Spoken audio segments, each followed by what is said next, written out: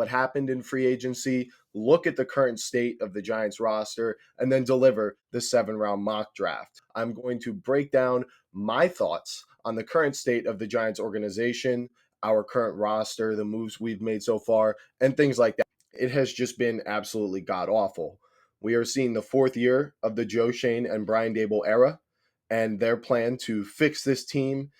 Some of the older mistakes made by the previous regime, some of the mistakes they have currently made.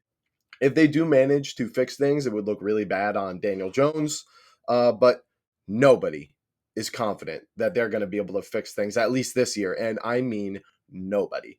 The media has been absolutely tearing us to shreds since week one of that Dallas game 2 years ago, and I'm absolutely sick of it. We have been the laughing stock because after that dreadful season, you have the Saquon Barkley situation going to the Eagles and winning the Super Bowl. You couldn't write a script of like a worse offseason looking decision, right? Because the philosophy behind it, the finances, all that, it was semi justifiable. Of course, it was kind of up in the air, but the thought process was the Giants can't make the most of a guy like Saquon, and we shouldn't be paying him when we have other needs at positions that can help us more right now.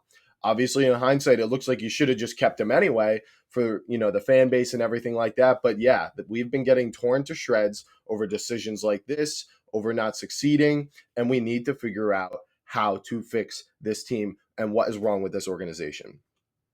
Now, a lot of people in situations like this on struggling franchises are typically dealing with a issue at the quarterback situation. And yes, the Giants were. For 6 years, we've been dealing with Daniel Jones and a poor surrounding roster, of course. But a lot of people tend to think that just getting a new quarterback in there can change everything, and it really can. It really can. I mean, you saw what happened this year with Jaden Daniels and the Commanders.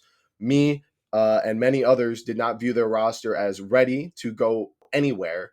They had a bunch of dudes, veterans, and disappointing players so far in their career on one-year contracts, and maybe players that just didn't look quite as good because they were on the Commanders, and they managed to break out and make it all the way to the NFC Championship. Now, that really hasn't happened in the NFC, especially, drafting a rookie quarterback or a young quarterback that made it that far. I think if I'm to think back, maybe Russell Wilson, right, in his second year, making it all the way to the bowl with the Seahawks.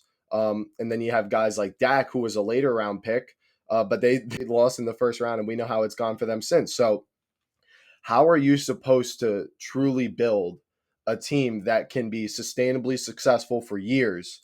Kind of depending on whether you have a great solution at quarterback or not,